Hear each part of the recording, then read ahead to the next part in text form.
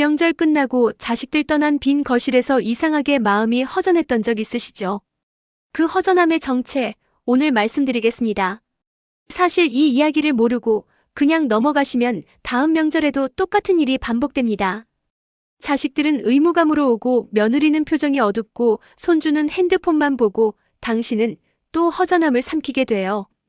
해마다 명절이 올 때마다 가족 사이 거리가 조금씩 벌어지는 걸 느끼면서도 뭘 어떻게 해야 할지 모른 채 시간만 흐르는 겁니다. 반대로 오늘 이 이야기를 아시면 다음 명절 풍경이 확 달라질 수 있어요. 돈 한 푼 안 들이고도요. 지금 이 영상을 보고 계신 분들 중에 아마 이런 분이 계실 겁니다. 자식들이 왔다가 금방 돌아가서 섭섭하신 분. 며느리나 사위 얼굴이 왠지 밝지 않았던 것 같아서 신경 쓰이시는 분. 손주 얼굴 좀 더 보고 싶었는데 시간이 너무 빨리 간 것 같은 분. 혹은 명절 내내 어색한 침묵이 흘렀던 분. 그런데 자식들 쪽에서도 사정이 있습니다. 취업이 안 돼서 명절에 오기가 눈치 보이는 손주, 세뱃돈이랑 용돈 때문에 적금을 깨야 했던 아들, 딸, 새벽부터 밤까지 부엌에서 일하다가 지친 며느리. 이 사람들도 명절이 무겁습니다. 우리만 서운한 게 아니에요. 온 가족이 각자의 부담을 안고 명절 자리에 모이고 있는 거예요. 이건 어느 한쪽 잘못이 아닙니다. 사회가 바뀌었는데 명절 문화만 예전 그대로 남아있어서 생긴 문제예요. 누구를 탓할 일이 아니라 우리 모두가 함께 풀어야 할 숙제죠. 힘드시죠?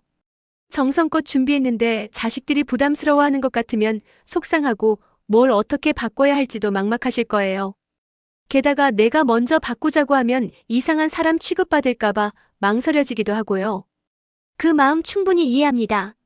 저도 이 주제를 준비하면서 같은 고민을 했거든요. 그런데 이 문제를 그냥 두면 명절마다 가족 사이 벽이 조금씩 높아집니다. 자식들은 점점 덜 오려고 하고 오더라도 빨리 가려고 하고 명절이 축제가 아니라 서로에게 부담이 되는 날로 굳어져 버려요. 그렇게 되면 정말 아깝잖아요. 가족끼리 편하게 웃으면서 보낼 수 있는 시간을 형식과 체면 때문에 잃어버리는 거니까요. 오늘 이 영상에 답이 있습니다. 돈이 드는 것도 아니고 대단한 결심이 필요한 것도 아니에요. 어른인 당신이 한마디만 건네면 가족 전체 분위기가 달라질 수 있다는 이야기입니다. 명절이 무거워진 진짜 이유부터 구체적으로 뭘 어떻게 하면 되는지까지 솔직하게 풀어보겠습니다. 끝까지 보시면 절대 손해보지 않으실 거예요. 저도 같은 고민을 하는 사람으로서 이 이야기를 꼭 나누고 싶었습니다. 이런 이야기가 도움이 되신다면 구독 한번 눌러주시면 비슷한 영상이 계속 만들어지는데 큰 힘이 됩니다. 자, 그러면 본격적으로 들어가 보겠습니다. 먼저 요즘 명절에 돈이 얼마나 드는지부터 이야기해야 합니다. 우리가 체감하는 것보다 훨씬 많이 듭니다. 서울시 농수산식품공사 조사에 따르면 6인에서 7인 가족 기준으로 차례상 한 번 차리는데 전통시장에서 23만 3천 원, 대형마트에서는 27만 1천 원 정도가 든다고 합니다. 전년 대비 4% 넘게 오른 수치예요. 차례상 비용만 이 정도인데 여기에 세뱃돈이 더해집니다. 2021년만 해도 중고등학생 세뱃돈 평균이 5만 원대였거든요. 그런데 2024년에는 7만 원대로 올랐고 2025년부터는 10만 원이 기본이 됐습니다. 불과 45년 사이에 기준선이 2배로 뛴 겁니다. 여기서 한 가지 더 생각해 보셔야 할 게 있어요. 20대에서 40대 자녀 세대가 부모님께 드리는 명절 용돈 평균이 22만 7천 원이라고 합니다. 20대가 19만 원, 30대가 22만 원, 40대가 23만 원이에요. 고맙죠. 자식이 용돈을 챙겨주면 당연히 고마운 마음이 듭니다. 그런데 그 돈이 자식들에게 얼마나 큰 부담인지 한번 생각해 보신 적 있으신가요? 자식들 입장에서 한번 계산을 해보겠습니다. 부모님 용돈 22만 원, 조카 세뱃돈 서너 명이면 40만 원에서 50만 원, 명절 선물 비용 10만 원에서 20만 원, 교통비와 외식비까지 더하면 한 번 명절에 80만 원에서 100만 원 넘게 나가는 거예요. 월급이 300만 원인 자녀라면 한 달 월급의 3분의 1이 명절 비용으로 빠지는 겁니다. 대한상공회의소 조사를 보면 소비자 10명 중 6명은 5만 원 미만의 실속형 선물을 선호한다고 해요. 그만큼 경제적으로 빠듯한 사람들이 많다는 뜻이죠. 그런데 다른 한편에서는 20만 원 이상 고가 선물을 사는 사람이 전년 대비 12% 늘었다고 합니다. 형편이 되는 사람은 더 쓰고 안 되는 사람은 체면 때문에 억지로 쓰는 구조가 고착화되고 있다는 뜻이에요. 명절이 경제적 격차를 확인하는 자리가 되어버린 겁니다. 특히 중소기업에서 일하는 자녀들 상황은 더 어렵습니다. 중소기업 중앙회가 전국 819개 중소기업을 조사했는데 설 상여금을 지급하겠다고 답한 업체가 46.8%밖에 안 됐어요. 절반도 안 되는 거예요. 상여금을 준다고 해도 평균 59만 3천 원, 기본급의 절반 수준입니다. 같은 시기에 대기업 직원들은 수출 호조로 성과급을 받고 있었거든요. 이 격차가 명절 자리에서도 고스란히 느껴질 수밖에 없습니다. 우리 자식들이 용돈을 챙겨줄 때 웃는 얼굴 뒤에 이런 사정이 있을 수 있다는 거예요. 그걸 알면 고마운 마음이 더 커지실 겁니다. 다음으로 자식들이 왜 명절을 힘들어하는지 그 속사정을 좀 더 들여다보겠습니다. 요즘 뉴스나 인터넷을 보면 젊은 세대가 명절을 싫어한다는 이야기가 자주 나옵니다. 솔직히 들으면 서운하시죠? 우리가 얼마나 정성껏 준비하는데 왜 싫다고 하는 건지 이해가 안 되실 수 있어요. 그런데 차분하게 들여다보면 이해가 되는 부분도 있습니다. 먼저 20대에서 30대 손주뻘 세대 이야기입니다. 잡코리아에서 취업준비생을 대상으로 설문을 했는데 응답자의 67.6%가 명절 스트레스를 받는다고 답했어요. 가장 큰 스트레스 요인이 뭐였냐면 취업하지 못한 자신의 처지가 떳떳하지 못하다는 거였습니다. 생각해보세요. 25세, 28세 손주가 명절에 옵니다. 친척 어른들이 하나같이 물어요. 취업은 했냐, 어디 다니냐, 요즘 뭐하고 지내냐? 물어보는 쪽은 관심이에요. 걱정이 되니까 묻는 거잖아요. 그런데 받는 쪽은 다릅니다. 이력서를 수십 장 넣어도 면접 한 번 못 보는 현실에서 같은 질문을 여러 사람한테 반복해서 듣는 건 심리적으로 상당히 힘든 일이에요. 마치 시험에서 떨어졌는데 만나는 사람마다 시험 잘 봤냐고 묻는 것과 비슷한 거죠. 30대 자녀 세대는 결혼 압박이 큽니다. 언제 결혼하냐, 좋은 사람 없냐 하는 질문이 단순한 안부가 아니라 심리적 압박으로 느껴지는 거예요. 결혼하고 싶어도 집값이 너무 비싸서 엄두를 못 내는 경우도 많고 경제적으로 안정되지 않은 상태에서 결혼 이야기가 나오면 조급해지거든요. 40대 이상 자녀 세대는 경제적 부담이 가장 큽니다. 이 세대를 흔히 샌드위치 세대라고 부르는데요. 위로는 부모님을 모시고 아래로는 자녀를 키우면서 양쪽을 동시에 책임져야 하는 세대예요. 부모님께 드릴 용돈, 조카들 세뱃돈, 명절 선물 비용, 차례상 재료비까지 합치면 가계 예산에 상당한 부담이 됩니다. 그리고 며느리와 사위 이야기도 빼놓을 수 없어요. 한 조사에서 주부의 70%에서 80%가 명절에 스트레스를 받는다고 답했습니다. 대부분 명절 동안 음식 준비와 설거지, 정리를 주로 여성이 담당하기 때문이에요.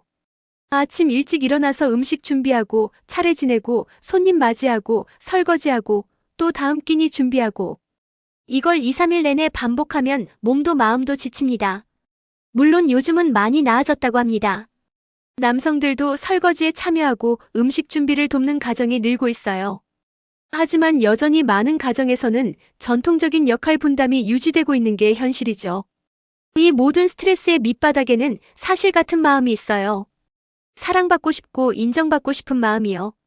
손주는 취업 못한 자신을 있는 그대로 받아들여주길 바라고, 자녀는 경제적으로 빠듯한 사정을 이해해주길 바라고, 며느리는 명절 노동에 대한 고마움을 한마디라도 들어보고 싶은 거예요.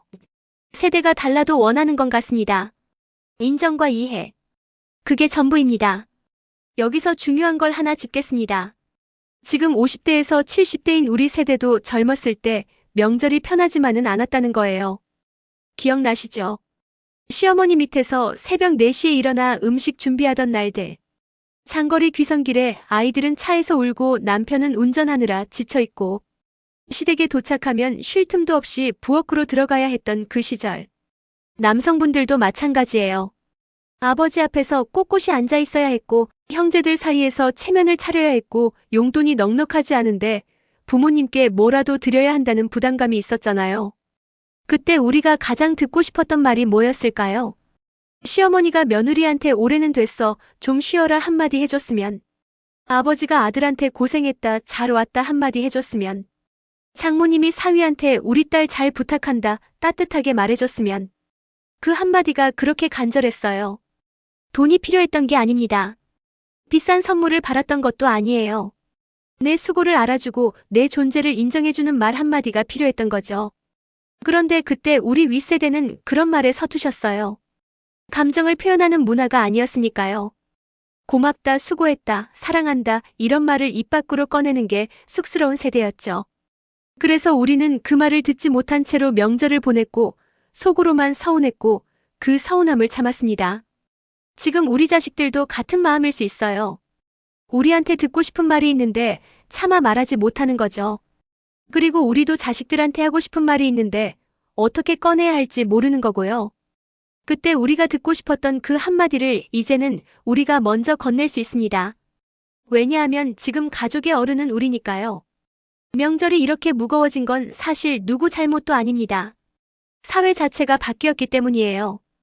우리가 어린 시절을 보낸 1970년대, 1980년대를 떠올려 보세요. 그때는 대가족이 함께 사는 게 당연했어요. 할머니, 할아버지, 삼촌, 고모, 사촌들까지 한 동네에 살았죠. 명절이면 다들 걸어서 모일 수 있었습니다. 음식도 동네에서 함께 준비했어요. 떡은 방앗간에서 같이 뽑아왔고 저는 여러 집이 모여서 부쳤죠. 명절 선물이라고 해봐야 고향에서 가져온 과일이나 곡식 정도였습니다. 돈이 많이 들 일이 없었어요. 세뱃돈도 1,000원짜리 몇 장이면 충분했거든요. 액수가 중요한 게 아니었습니다. 할아버지 큰 손으로 머리를 쓸어주시면서 건강하게 자라라 하시던 그 순간이 좋았던 거예요. 그런데 1990년대 들어서면서 달라지기 시작했습니다. 산업화가 본격화되고 사람들이 도시로 모여들었어요. 핵가족이 늘어났고 명절에 고향을 찾아가는 귀성 문화가 자리 잡았죠.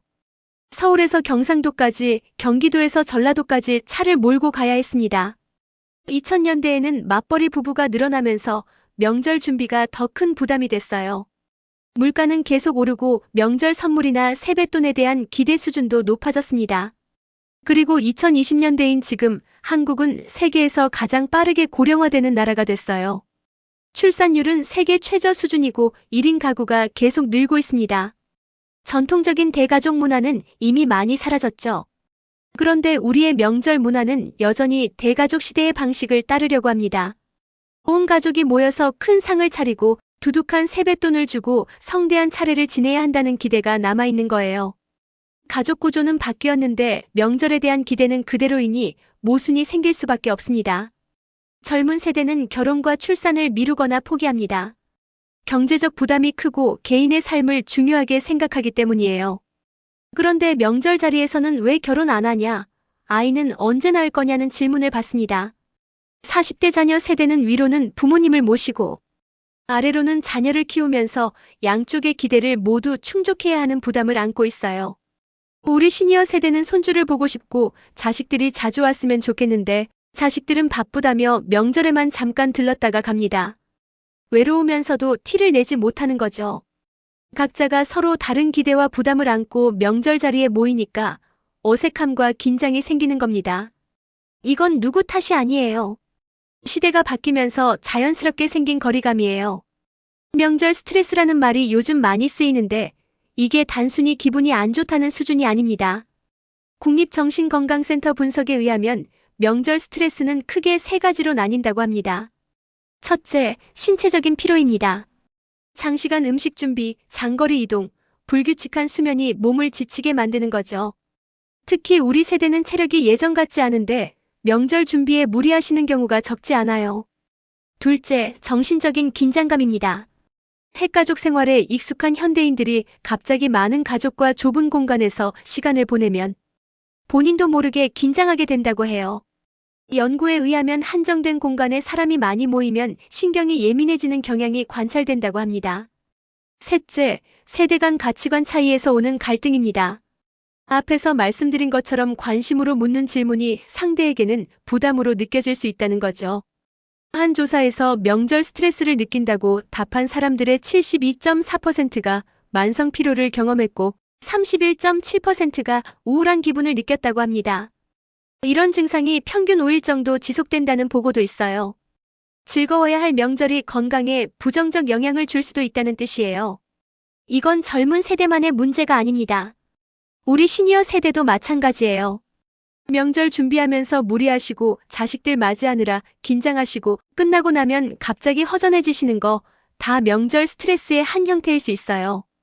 만약 명절 후에 유난히 피로감이 크거나 기분이 가라앉는 느낌이 오래 지속된다면 가까운 의료기관에서 상담을 받아보시는 것도 도움이 될 수 있습니다. 이 정보는 참고용이며 정확한 진단은 반드시 전문가 상담이 필요하다는 점 기억해 주세요. 자, 그러면 이제 가장 중요한 이야기를 하겠습니다. 우리가 구체적으로 뭘 할 수 있느냐는 거예요. 사회 구조를 하루아침에 바꿀 수는 없습니다. 물가를 내리거나 자식들 월급을 올려줄 수도 없고요. 하지만 가족 안에서 어른의 한마디는 생각보다 큰 힘을 가지고 있거든요. 어른이 편하면 가족이 편해지고 어른이 먼저 내려놓으면 자식들도 내려놓을 수 있어요. 첫 번째는 올해는 간소하게 하자고 먼저 말하는 겁니다. 한국 가족 문화에서 아랫사람이 먼저 간소하게 하자고 말하기가 정말 어렵거든요. 며느리가 시어머니한테 올해는 음식 좀 줄이면 안 될까요? 라고 말하기가 쉽겠어요. 아들이 아버지한테 세뱃돈 부담되니까 올해는 빼자고 말하기가 편하겠어요. 그래서 어른이 먼저 말해야 합니다. 올해는 음식 간단하게 하자.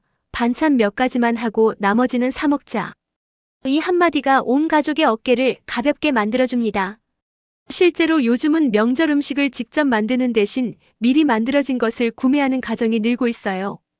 시간을 절약하고 가족과 함께 편하게 보내는 시간을 더 많이 갖겠다는 선택이죠.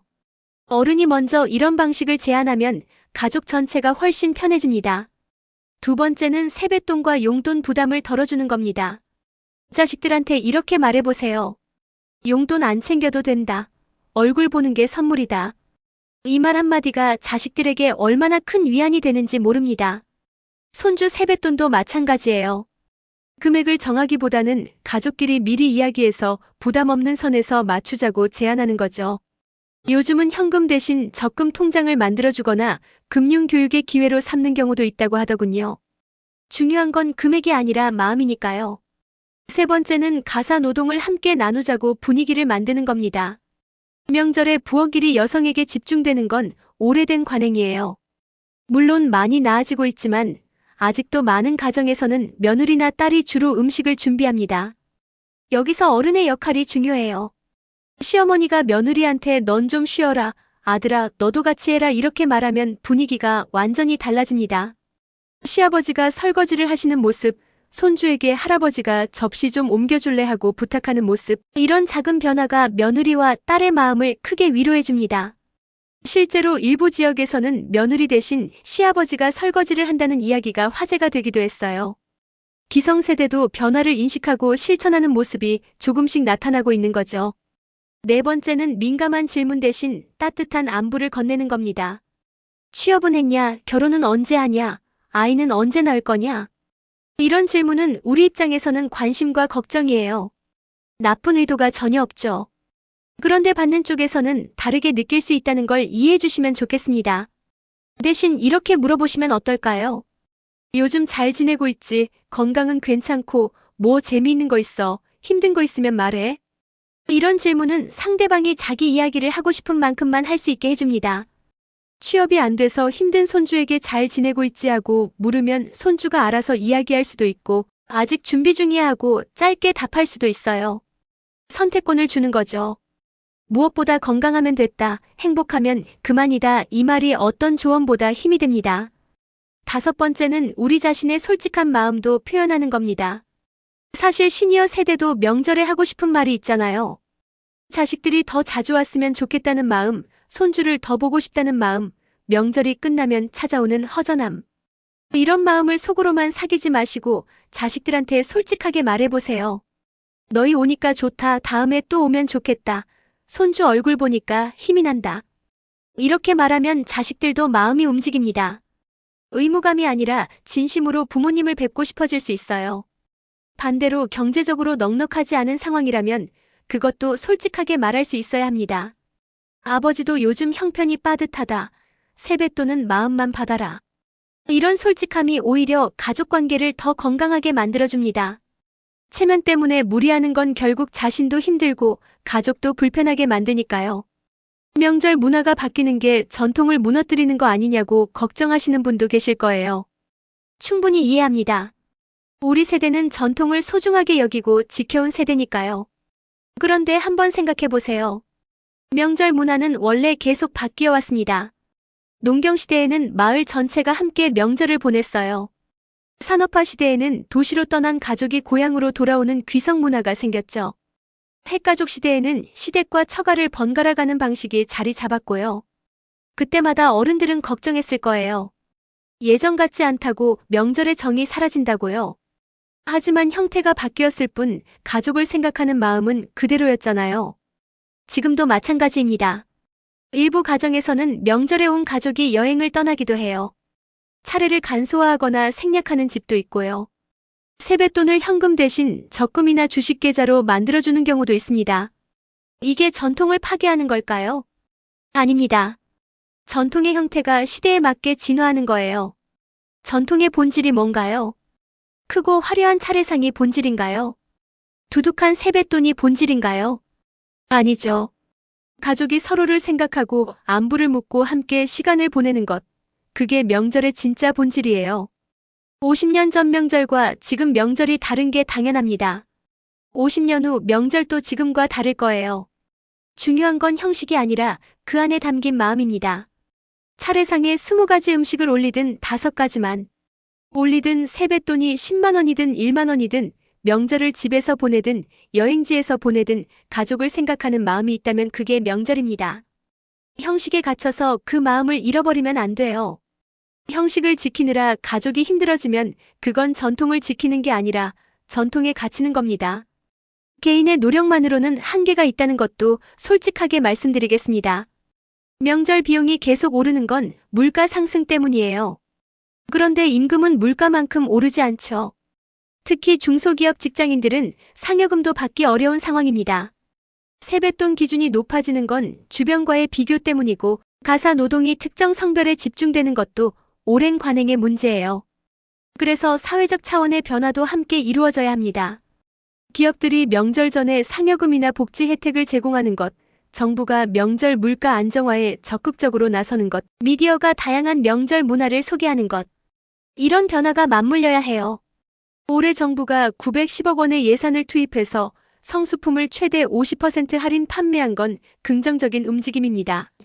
하지만 일회성 이벤트가 아니라 지속적인 정책이 되어야 의미가 있겠죠. 정리하겠습니다. 오늘 이야기의 핵심은 이겁니다. 하나, 명절이 무거워진 건 당신 탓이 아닙니다. 사회 구조가 바뀌었는데 명절 문화만 예전 그대로 남아있어서 생긴 문제예요. 둘, 자식들도 각자의 부담을 안고 있습니다. 경제적 어려움, 사회적 압박, 가사 노동의 불균형 속에서 명절을 보내고 있어요. 셋, 가족 안에서 어른의 한마디가 가장 큰 변화를 만듭니다. 간소하게 하자는 한마디, 용돈 안 줘도 된다는 한마디, 수고했다는 한마디, 건강하면 됐다는 한마디가 가족 전체의 명절을 바꿔줘요. 넷, 전통의 본질은 형식이 아니라 마음입니다. 형식을 내려놓되 가족을 생각하는 마음은 지키면 됩니다. 다섯, 우리 자신의 감정도 솔직하게 표현해야 합니다. 외롭다면 외롭다고, 보고 싶으면 보고 싶다고, 형편이 어려우면 어렵다고 말할 수 있어야 합니다. 다시 처음 질문으로 돌아가겠습니다. 명절 끝나고 느끼셨던 그 허전함, 이제 그 정체가 좀 보이시나요? 그건 자식들이 빨리 가서가 아니에요. 하고 싶은 말을 못하고 보내서예요. 듣고 싶은 말을 못 들어서예요. 서로의 마음을 확인하지 못한 채 시간만 흘러보내서 느끼는 아쉬움이에요. 다음 명절에는 한 가지만 바꿔보시겠습니까? 거창한 게 아닙니다. 며느리한테 수고했다 한마디. 아들한테 고생했다 한마디. 손주한테 건강하면 됐다 한마디. 가족들한테 올해는 좀 편하게 하자 한마디. 이게 전부예요. 비싼 선물을 더 사라는 게 아닙니다. 더 성대한 상을 차리라는 것도 아니에요. 오히려 그 반대입니다. 내려놓으라는 겁니다. 가족 중에 어른인 당신이 분위기를 만드는 사람입니다. 당신이 편하면 가족이 편해져요. 당신이 먼저 내려놓으면 자식들도 내려놓을 수 있어요. 당신이 솔직하면 가족도 솔직해집니다. 체면이 걱정되시나요? 우리가 지키려는 체면이 정말 우리를 행복하게 만들어주던가요? 형식을 고수하는 게 가족 관계를 더 좋게 만들어주던가요? 진짜 가족의 유대는 비싼 선물에서 나오지 않습니다. 서로를 이해하고 존중하는 마음에서 나오는 거예요. 도와줘서 고맙다. 수고했다. 건강하면 그만이다. 사랑한다. 이런 말이 가족을 하나로 묶어줍니다. 돈이 안 드는 최고의 명절 선물이에요. 변화는 이미 시작됐습니다. 기성세대도 조금씩 달라지고 있고 젊은 세대도 새로운 방식을 시도하고 있어요. 누군가는 먼저 시작해야 합니다. 그리고 가족 안에서 그 시작을 할 수 있는 가장 좋은 위치에 있는 사람이 바로 어른인 당신이에요. 명절이 의무가 아니라 축제가 되는 날, 부담이 아니라 기쁨이 되는 날. 그날은 멀리 있지 않습니다. 그 변화는 바로 당신의 한마디에서 시작될 수 있으니까요.